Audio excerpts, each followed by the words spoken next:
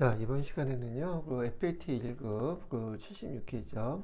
지난 시간까지 법인세 조정명세서 중에서 음, 퇴직연금에 관련된 거, 퇴직연금 부담금 지급명세서, 조정명세서 해봤고, 이번 시간에는 세 번째 업무 무관 지급 조정명세서에 대한 거 같이 해보도록 할게요. 그러면 여기 세 번째 업무 무관 지급 이자 조정명세서. 근데 보니까 앞에서 두 번째 퇴직연금에 대한 거 우리 실무 수행평가 문제를 제가 안 풀어드렸더라고요. 밑으로 쭉 보시게 되면 요거 풀고서 그다음에 이어가 보도록 할게요.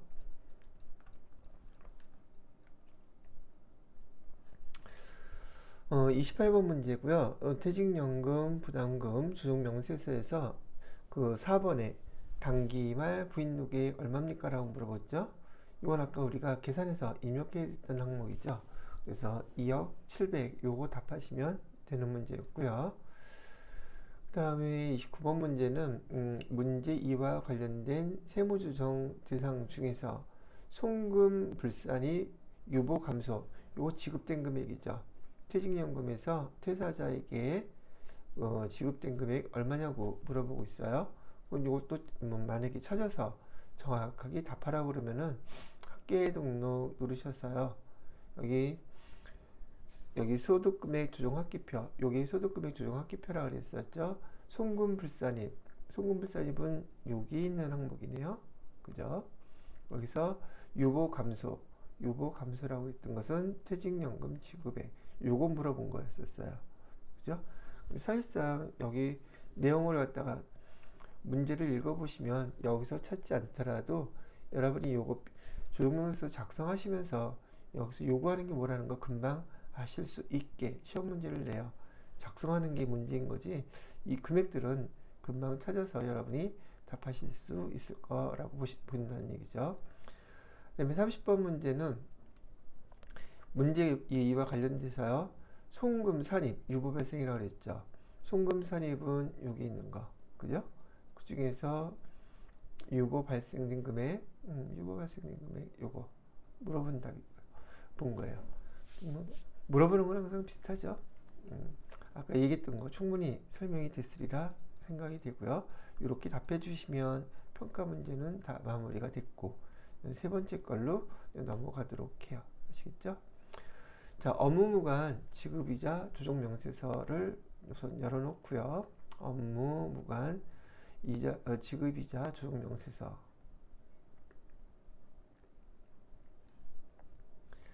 자, 사실상 이것도 순서대로 여러분이 몇 번만 반복하게 되면은 시간이 지나면은 까먹는 부분이 있긴 하겠지만 작성하는 방법들은 여러분이 몇 번만 반복해서 해보시면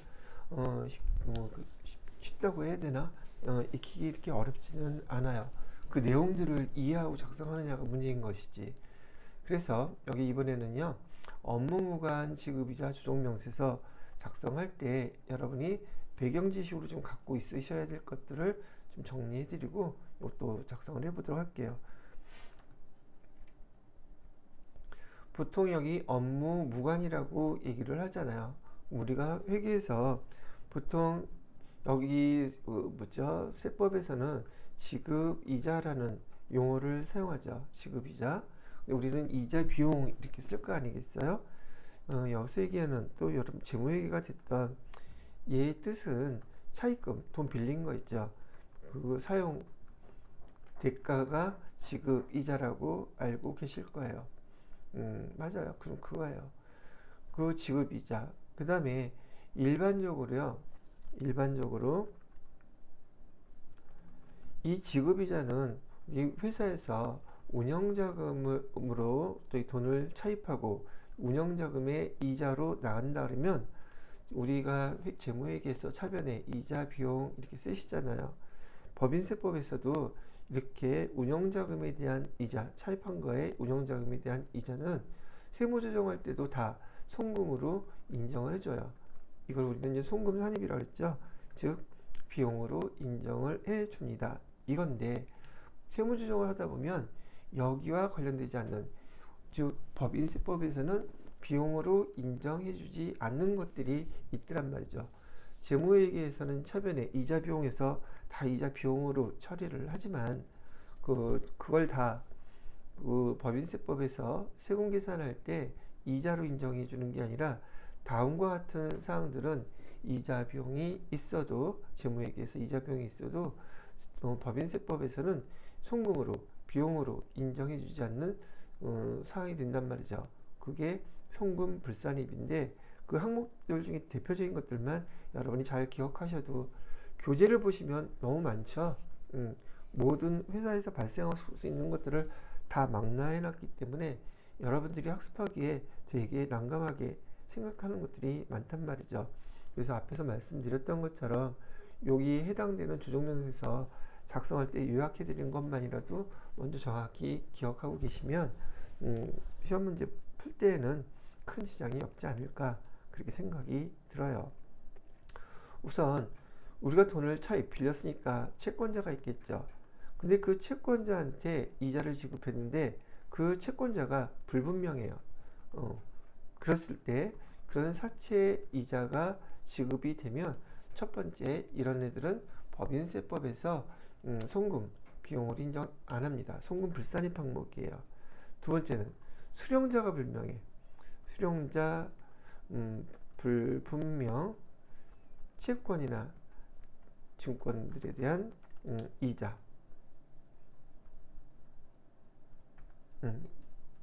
할인액. 보통 우리 앞에서 우리 FAT 1급이나 TAT 2급에서 문제 자주 출제됐던 거 있었잖아요. 이런 할인액이라는 것은 받으러움을 갖다가 금융기관에 매각하죠. 그래서 매각하고 매출채권 처분 손실 이렇게 했던 것들 있죠. 이런 것들, 그런 할인액들은 당연히 송금 불산입을 한다, 이런 얘기고요. 그 다음에 건설 자금 이자, 얘도 송금 불산입이긴 한데, 건설 자금 이자 같은 경우 송금 불산입을 하는 이유는요, 우리가 건물을 짓기 위해서 저기 차입금, 돈을 빌렸어요. 대출을 받았는데, 그럼 당연히 건물을 짓기 위해서 대출을 받아서 건물을 지으면서 기간이 지나면 이자가 발생할 거 아니겠어요? 그 이자는 건물과 관련된 부대 비용으로 판단해요. 그래서 그 이자 비용이 발생하더라도 이자 비용이라고 회계 처리하지 않고 얘를 갖다가 건물이라고 표현한단 말이죠. 그럼 얘는 비용이 아니라 건물이 다 완성되게 되면 그 건물의 부대 비용으로서 건물 그 취득원가에 다 포함이 된단 말이죠. 그러다 보니까 얘는 이자를 지급했음에도 불구하고 비용으로 처리하는 게 아니라 자산으로 처리해야 되기 때문에 세무조정할 때도 얘는 송금 불산입 해놓고서는 얘는 유보라는 걸 소득 처분을 하게 돼요. 자, 그래서 건설자금 이자는 자산 처리하기 때문에 송금 불산입으로 볼 수밖에 없다, 이렇게 기억하시면 좋을 것 같고요. 그 다음에 여기 지금 나와 있는 타이틀이 업무 무관이잖아요. 업무가 무관하다면 다 송금 불산입이다, 일단은 그렇게 생각하시면 돼요. 업무 무관 동산이 있을 수 있고요. 여기서 동산 같은 경우는 여기 미술품 같은 거, 이거 움직일 수 있는 것들이잖아요. 이런 거는 동산이라고 부르고요. 그 다음에 부동산, 업무와 관련이 없는 부동산, 건물이나 토지 같은 거 얘기하는 거죠. 그 다음에 업무와 무관한 가지급금, 가지급금을 갖다가 지급을 해줬는데 거기에 대해서 이자가 발생하는 것들, 이런 것들은 다 업무와 무관한 것들은 송금 불산입니다, 이렇게 얘기를 한다는 얘기예요.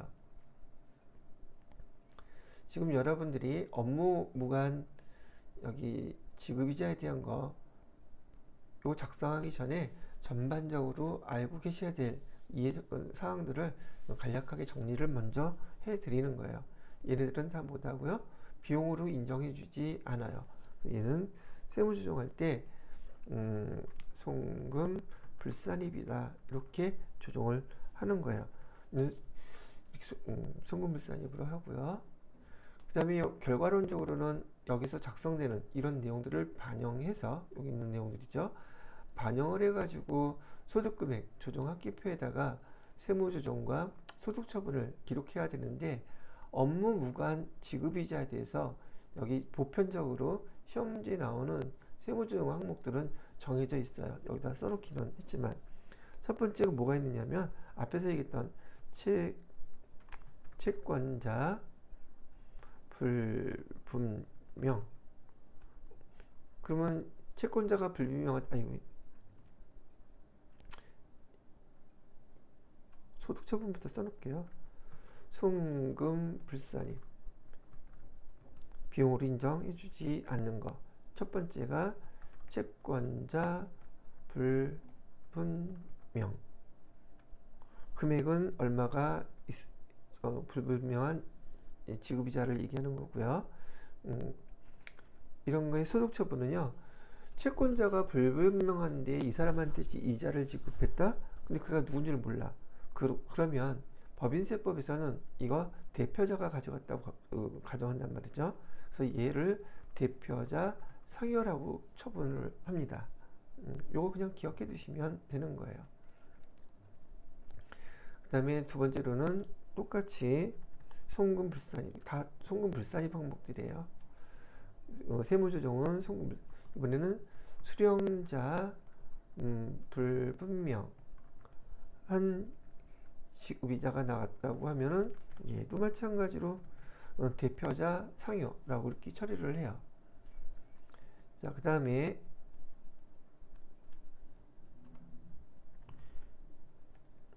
조금 아까 얘기했던 건설자금 이자. 건설자금 이자인 경우에는 제가 아까 유보시킨다 그랬죠. 건물에 포함되니까 유보 발생이라고 정확한 표현으로 해야 되겠죠. 건물이 완성되기 전까지는. 그 다음에 네 번째로는 업무 무관 부동산 등 그 이자 지급한 거요. 예소득 처분은 기타 사회 유출로 한다. 이렇게 밑에 지금 잘 안 보이네요. 이따 또 여기 정리해서 보여드릴 거니까 지금은 요거 작성하기 전에 참고를 한번 봐두시면 되겠고요.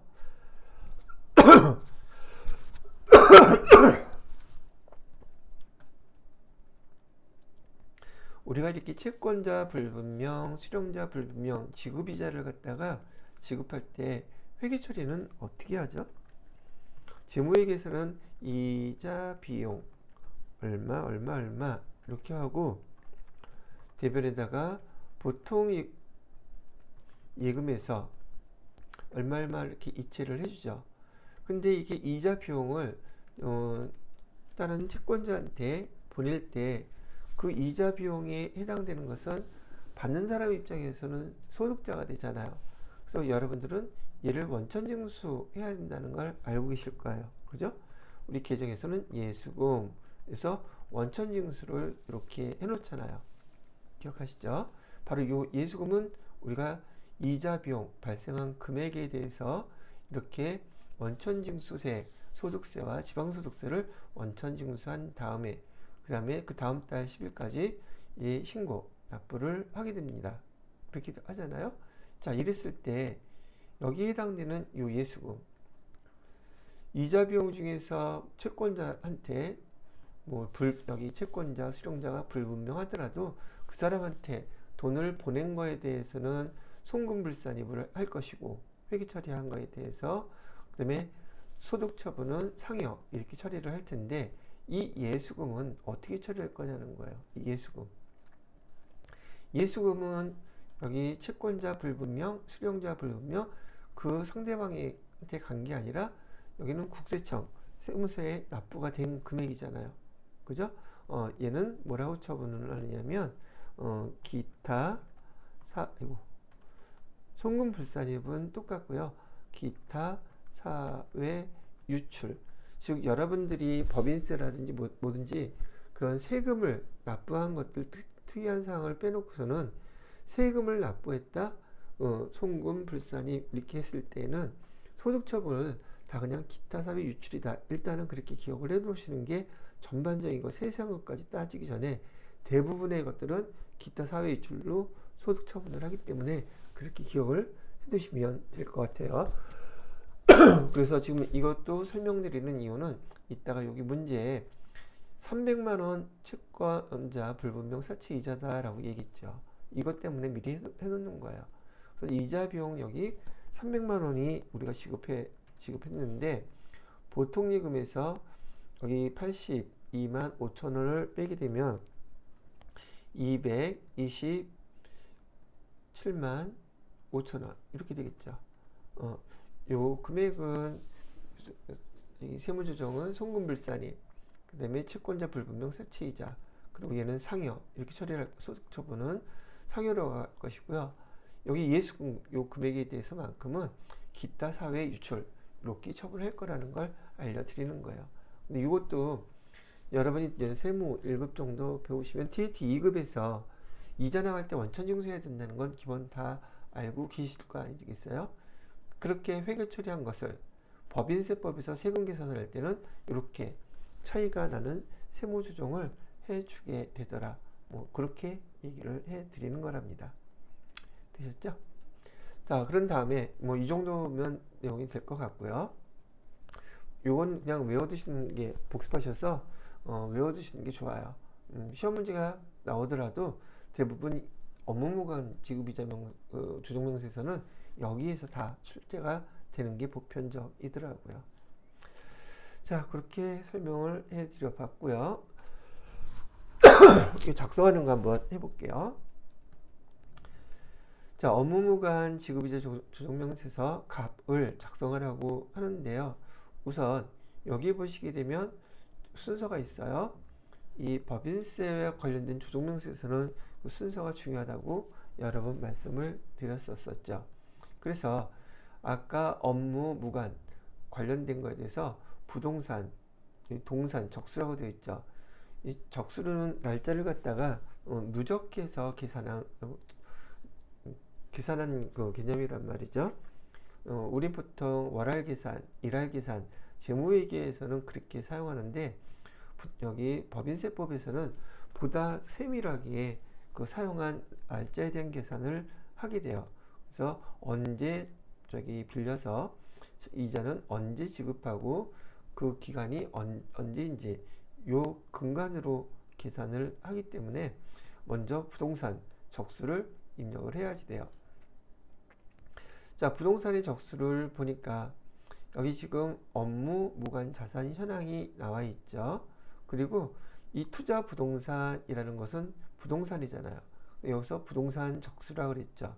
요거를 입력해 줄 거예요. 그러면 얼마를 빌렸냐면 여기 1억을 갖다가 지금 돼 있단 말이죠. 그래서 얘는 투자 부동산을 업무 무관한 것인데 금액 1억 원을 2020년 7월 1일에 비업무용으로 취득했대요.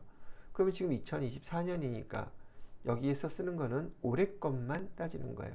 연도수까지는 쓸 필요가 없어요. 적수 계산할 때는 연단이기 때문에 얘는 1월 1일부터 있었겠죠. 그죠? 그래서 1월 1일. 그러면 얘는 연도수가 계속 이때부터 갖고 있는 거니까 정기 2월이라고 해주고요. 이 금액은 얼마가 있었다고 그랬어요? 투자 부동산은 1억이었었다. 이렇게 되게 되면 얘는 1월 1일부터 올해 2024년 366일 동안 적수 뭐 이렇게 자동으로 계산을 해 주는 거라고 보시면 된다는 얘기예요. 자, 이번에는 업무 무관 동산의 적수라고 되어 있죠. 동산은 아까 움직일 수 있는 거 여기 미술품을 얘기해요. 얘는 2021년 4월 5일에 업무 무관 자산인 미술품을 취득했다. 5천만 원이라고 되어 있죠. 그래서 이 금액을 날짜 똑같이 1월 1일부터 갖고 있었겠죠. 경기 2월 된 거고요. 금액은 5천만 원. 자, 그럼 적수 계산을 했죠. 자, 이렇게 계산 두 가지를 순서대로 입력했고요. 여기 소모피 판관비인데 800만 원. 여기 2024년 5월 2일에 환경미화 등의 목적으로 여러 사람이 볼 수 있는 공간, 사무실에 전시하는 미술품을 취득했다. 얘는 업무 무관 지급이자 조정명세서에 해당 사항이 아닙니다. 금액이 이런 경우에 일정한 금액, 제가 지금 기억이 왔다리 갔다리 하는데 1,000만 원인가 1,500만 원인가 아마 그랬던 걸로 기억하는데, 그런 목적으로 산 거는 여기 우리 송금으로 다 인정을 해줘요. 그래서 업무 무관이라고 보지 않기 때문에 여기 이자조정명세서에서 이 항목은 제외시켜 주는 거라는 얘기죠. 되셨죠? 자, 그렇게 작성을 해주시고요. 세 번째, 가지급금 등의 적수. 가지급금도 가져가면, 가지급금이 발생한 게 있다면 가지급금에 대한 이자도 다 계산을 하게 돼요. 그래서 여기 가지급금의 적수는 어디서 찾아봐야 되냐면, 회사에서 뭐 임원이라든지 대표라든지 누군가한테 가지급금을 지급한 게 있다면 그 가지급금 적수도 여기서 다 계산을 해요. 가지급금도 가수금도. 그러면 여러분이 이 서식을 작성할 때 업무무관 지급이자 조정명세서는 여기 순서대로 주어진 자료 보고 쭈루룩 입력만 하면 되는 거네요. 예, 그래요. 그래서 여기 원장을 한번 조회를 해볼게요. 그래서 가지급금이라고 그랬었잖아요. 그래서 F2 눌러서 가지급금 134번 조회를 해보시게 되면, 아이고,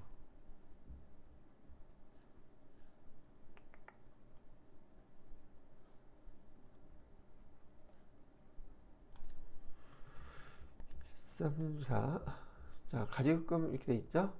자, 연도를 보시게 되면 가지급금 처음 지급한 거죠. 김항공 거래처. 금액은 얼마? 9,800만 원이죠. 그럼 날짜를 여기다가 이날부터 가지급금 적수를 계산해야 되니까 2월 22일 이렇게 해주시고요. 이건 지금 지급한 거죠. 차변이니까. 차변에 금액 얼마 지급했어요? 9,800만 원 이렇게 지급했어요. 그럼 가지급금 적수를 얘가 알아서 계산을 해요. 그 다음에 두 번째는 8월 20일 날 또 지급했죠. 그럼 여기에다가 8월 20일 날 또 지급했어요. 얼마? 금액은 2천만 원. 가지급금 적수 있고요. 그 다음에 세 번째 거 10월 15일 날 발생했죠. 이거는 대변에 있네요. 가지급금을 우리가 받은 회수한 거죠. 날짜는 10월 15일 날. 얘는 회수한 거다. 얼마를 회수했대요? 2,300만 원. 자, 이렇게 하면 자동으로 이 가지급금에 관련된 적수를 얘가 알아서 계산을 쭉 이렇게 하게 되는 거예요. 자, 그 다음에는 가수금 여기 있죠. 가수금도 있다면, 시험 문제에서는 있는 경우도 있고 없는 경우도 있어요. 없으면 작성 안 하셔도 되고요. 자, 여기다가는 가수금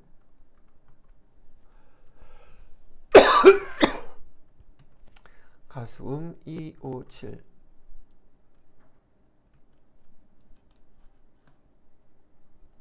가수금 있죠. 그래서 날짜를 보게 되면 1월 7일 날 있네요. 그래서 여기다가 1월 7일 해주시고요. 자, 가수금을 지금 부채인데 가수금 500만 원이죠. 이 500만 원에 대해서 일시 가수금으로, 대변은 부채 계적이니까 대변에 있다는 것은 우리가 가수금을 일시에 일정한 그때 1월 7일 날 받아 두었다는 얘기잖아요. 그래서 500만 원 이렇게 받아 뒀어요. 그리고 그 500만 원에 대해서 우리가 반제, 그걸 받아들인 걸로 처리를 했다는 얘기죠. 그래서 날짜는 2월 27일 날 가수금 이렇게 받았던 거 반제 상계 처리했다는 얘기죠. 500만 원 이렇게. 그래서 적수가 이걸로 끝나는 거였었어요. 이것도 반영이 다 됐죠. 자, 이렇게 해서 가수금 등 적수에 관련된 거, 부동산, 통산, 가지급금, 가수금, 적수는 다 반영이 끝났어요. 자, 그 다음에 하셔야 될 것은요. 이제는 을, 서식이 적수 마련하는 것들을 다 입력을 했으니까 값, 을로 이제 오셔서 이제 해당하는 것들을 해당되는 것들을 갖다가 입력을 해주셔야 된다는 말이죠. 자, 여기 지급이자라고 나와 있죠.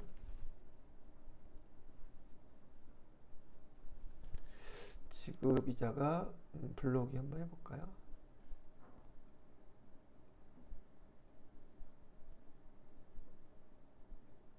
그렇긴 하네. 자, 여기는 지금 여기 갑서식지는 지금 요 2번이라고 되어 있죠. 근데 우리가 요 서식 작성할 때는 순서대로 작성해야 됩니다 라고 얘기했죠. 그래서 여기 1번부터 작성을 하는 거예요.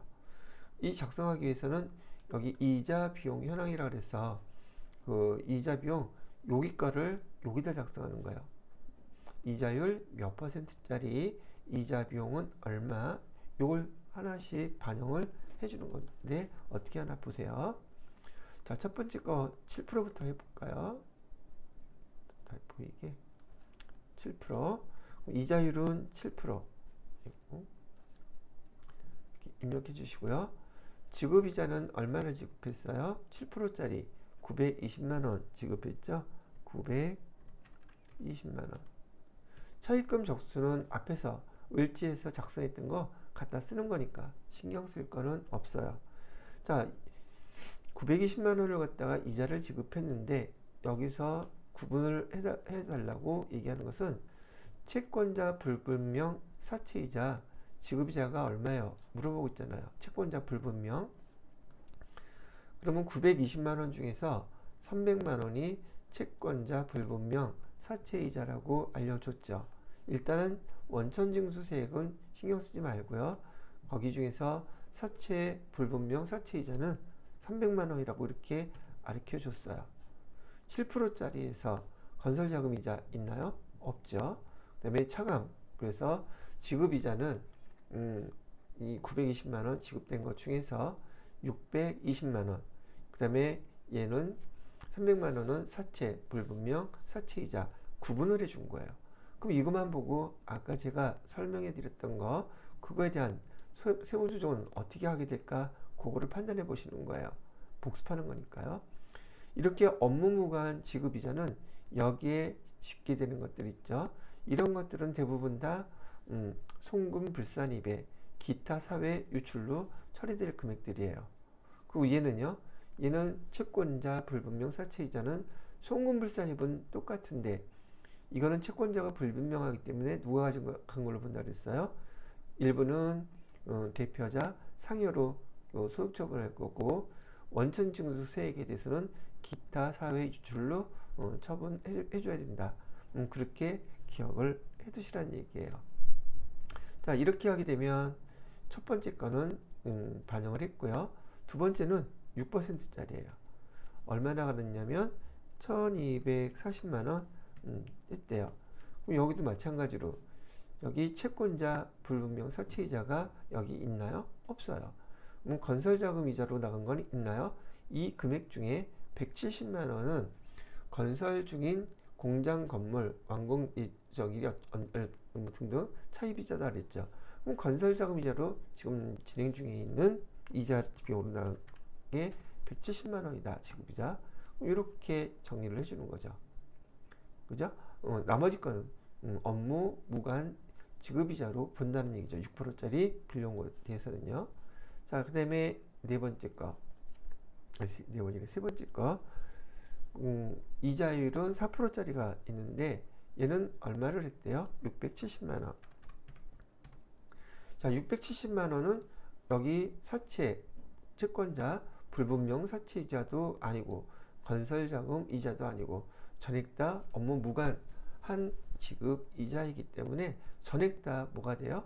송금 불산입하면서 얘는 기타 사회 유출되는 이자 비용이더라 이런 얘기죠. 그래서 지금 이따가도 설명을 또 해드리겠지만 여기서 보시게 되면 그래서 지급이자는 얼마인데요? 지급이자는 다 합쳐서 2,360만 원. 이 금액이 이따가 우리가 세무조정 해줄 때 송금 불산입, 그 다음에 기타 사회 유출 이렇게 소득 처분할 금액이 이거예요. 여기서 계산된 금액이 지급이자 요 항목으로 이렇게 옮겨가는 것이고요. 여기서 손댈 거는 없어요. 이것만 작성하시게 되면. 되셨죠? 자, 이렇게 작성이 끝났어요. 그럼 여기서 해당되는 거 쫙 다 반영을 해봤죠? 우리 수행과제에서 업무무관 지급이자 조정명세서를 여기 그 적수 계산하는 거였었죠? 반영했고 값 지금 작성을 했고요. 그러면 이 결과 소득금액 조정 합계표에 건별로 세무조정 반영하세요 라고 되어 있잖아요. 반영하기 전에 아까 했던 얘기 또 해드릴게요.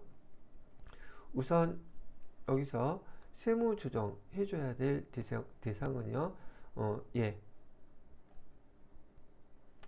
채권자 불분명 사채이자 얘 하나 해줘야 되는데 얘는 금액을 나누어 줘야 돼요. 아까 어디 갔죠? 원천징수세액이 있었죠? 이 금액하고 나머지 차이 금액. 그래서 얘를 금액을 한번 구분을 미리 해보면은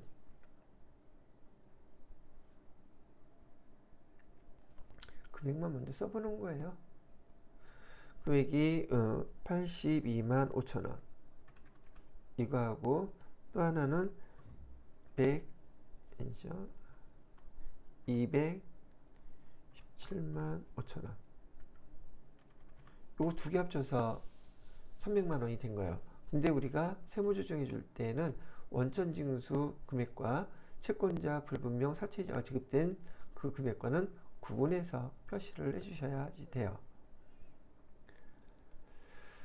자, 요거 하고요. 그 다음에 아까 건설자금이자 있었죠? 건설자금이자 얘도 이 금액만큼은 세무조정 해주셔야지 되고요. 그 다음에 전체 지급이자 합쳐진 금액, 이 금액. 그러면 네 가지의 세무조정이 필요하더란 얘기예요. 그럼 하나씩 해볼게요. 첫 번째, 채권자 불분명 사채이자는요. 얘가 다 송금불산입이라 그랬죠. 세무조정은 송금불산입. 내용은 채권자 불분명 지급이자라고 해놓고 금액은 217만 5천 원. 소득처분은 뭘로 한다고 그랬었죠? 상여. 대표자 상여로 처리하는 거예요. 자, 그 다음에 두 번째도 송금 불산입. 얘는 채권자 불분명 지급이자 원천 징수액. 금액은 82만 5천 원. 얘는 기타 사회 유출로 이렇게 표시하고, 그 다음에 또 똑같이 송금 불산입, 그 다음에 건설자금 이자 금액은 170만원. 얘는 유보한다 그랬죠? 유보 발생. 건물이 완성될 때까지 유보시키는 거예요. 그 다음에 송금 불산입. 나머지 금액 요 2,300만원은 업무와 관련이 없는 이자를 지급한 거예요. 업무 무관 지급 이자 금액은 2,360만원. 얘는 기타 사회 유출로 소득 처분한다. 요 화면에서 해당되는 것들은 다 나왔는데, 여러분이 차후에 또 이런 관련된 업무무관 지급이자 조정 명세서 작성하게 되면 문제 형태는 거의 비슷해요. 이 내용만 조금씩 바뀔 뿐이지. 소득 처분은 이렇게 한다는 거 한꺼번에 다 내게 되더라는 얘기죠. 자, 요 내용을 갖다가 맨 마지막에 어디에다가 해달래요? 이를 소득금액 조정 합계표에 건별로, 지금 건별로 했죠? 세무조정상 모두 반영하세요 라고 얘기를 했단 말이죠. 그러면 여기 합계 등록 눌러서 이 항목들에 대해서 반영을 해보도록 할게요. 다 송금 불산입 항목이니까 여기에 다 반영이 되어 있겠네요. 그래서 100% 다라고 하지는 못하겠지만 우리가 서식을 작성하게 되면 참고사항으로 이렇게 나와 있어요. 편리한 내용이 되기는 한단 말이죠. 그러면서 2300 그랬죠.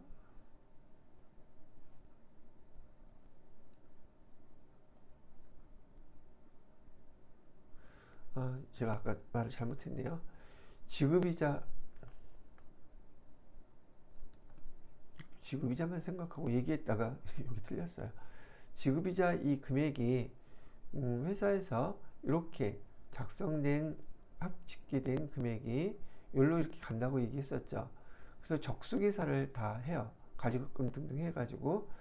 근데 우리가 계산하는 거 아니라 했어. 지가 알아서 계산해 준다고 했었죠. 그래서 이 지급이자 중에서 등등한 여건으로 적수계산한 송금불산입 지급이자 있잖아요. 말을 잘못했어요. 아까 요 금액 전체에 다 송금불산입이 아니라 여기 지급된 이자 중에서 업무무관 부동산 관련 차입금 지급이자 계산 적수별로 계산한 금액, 그래서 집계된 여기 계산된 금액 있잖아요. 송금불산입 지급이자 얘를 갖다가 세무조정 해주는 거야. 소득 처분하고 이 금액이 아니라 제가 착각을 했어요. 자, 그래서 얘를 갖다가 여기 합계 등록에다가 반영을 해주게 되면 첫 번째 순서는 뭐 여러분들이 아무거나 먼저 해도 돼요. 근데 지급이자 송금불산입이라고 여기 나와 있는 금액 있죠. 아까 말씀해 드렸던 대로 송금불산입 요 항목이 있으니까 여기에 해당되는 거 적으시면 되는데, 첫 번째로는 우선 금액이 있는 대로 얘부터 한다 그러면 업무와 무관한 그 다음에 지급이자라고 해서 금액 그대로 써주시면 돼요. 1200 뭐 계산 입력이 잘못됐나?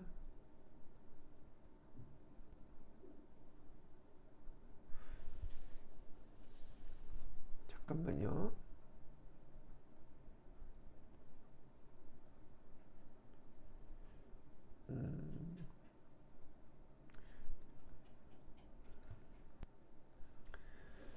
지금 송금불산입 지급이자 이 금액이 좀 차이가 있어갖고 왜 그랬나 이렇게 봤는데요. 지금 얘 금액이 얼마가 돼야 되느냐면 여기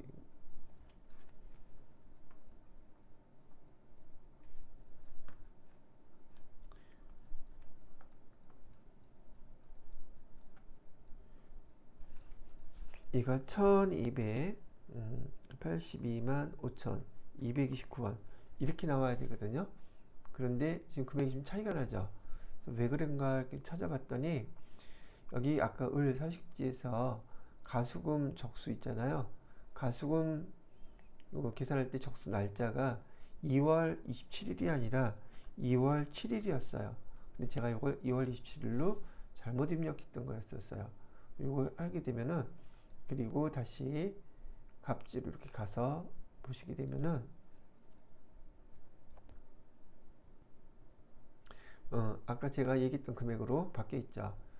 12 825 229 요거 날짜를 잘못 입력해서 금액이 차이가 났던 거예요.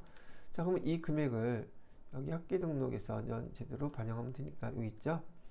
여기 업무무관 지급이자 금액은 12825 229 이렇게 써주시면 되겠고, 얘는 기타 사회 유출로 다 처분한다고 얘기했었어요. 기타 사회 유출 뭐야? 기타 사회 유출 순서를 그냥 한 거예요. 두 번째, 채권자 불분명 사채이자. 채권자 불분명 사채이자 금액은 아까 얼마였었냐면 217만 5천원 이었었죠. 이거는 대표자 상여, 그죠? 여기 상여라고 돼 있어요. 상여 처분해 준다. 또 채권자 불분명 대체이자 원천 징수액 뭐 이렇게 써주시고요. 금액은 82만 5천 원. 얘도 기타 사회 유출. 자, 그 다음에 마지막 거 건설자금이자라고 되어 있죠. 건설자금이자 금액은 170만 원. 얘는 유보 발생에 따라 썼어요. 발생. 이렇게 하게 되면 이 금액 다 반영을 해 준 거예요. 그래서 저장 누르시고요. 복귀. 자, 이렇게 한 다음에 이거에 대한 평가 문제가 나와 있는데요. 한번 찾아보도록 할게요. 업무 무관 지급이자 조정 명세서 값을 조회하래요. 값이죠. 값에서 지급이자 1번 얼마냐고요. 이거 앞에서 이 내용을 잘 반영해야지만이 여기 차감돼서 지급이자 금액, 요 금액이 확정되겠죠. 요거 잘못 입력하게 되면 이 금액이 틀려질 거예요. 그죠? 요거 물어본 거예요. 2,360만 원이라고 답해 주시면 되는 문제였었죠. 자, 두 번째 문제는 문제 3과 관련돼서 세무조정 대상 중에서 상여로 처리해야 될 거, 상여로 소득 처분한 금액은 얼마예요? 라고 물어보고 있죠. 여기서도 원장, 여기 학교 등록을 보시고, 아니, 금액은 그냥 알 수 있기는 하겠지만, 여기서 상여로 처리된 거, 얼마라고 대답하면 되느냐? 217만 5천 원이라고 답을 해주시면 돼요. 여러분이 이거 시험 문제 풀면서 작성하시면서 이 내용들 물어볼 문제들은 옆에다 금액만 메모해 놓으면 되겠죠. 이거 할 때 메모해 놓든지 그럼 금방 찾을 수 있도록 준비를 해 주시면 돼요. 33번 문제는 세무조정 대상 중에서 기타 사회 유출로 처분해야 될 총 금액이 얼마냐고 물어보고 있어요. 그럼 기타 사회 유출로 처분하는 것은 요거 1200 하고요. 그다음에 82만 5천 원. 요거 두 개 더하면 되겠죠. 여기서 써볼게요. 1282만 5천 229원 더하기 82만 5천 원. 이렇게 하게 되면 얼마 나와요? 1365만 이렇게 나오겠죠. 이 금액을 여기다가 써주시면 돼요. 그러니까 결국은 여러분이 여기다 입력하면서 마무리를 하셔야 되는 건 순서이긴 한데 금액은 미리미리 요 작성하시면서 해 놓으실 수도 있다는 얘기예요. 뭐 문제 이렇게 물어볼 거니까. 되셨죠? 자, 이렇게 하고 저장해 놓을게요. 네, 복귀. 자, 여기까지 해서 법인세 관리에서 세 번째 우리 조정명세서 작성을 해봤고요. 잠깐 쉬었다가 소득금액 조정 합계표 요거 여러분들하고 똑같이 한번 해보도록 하겠습니다.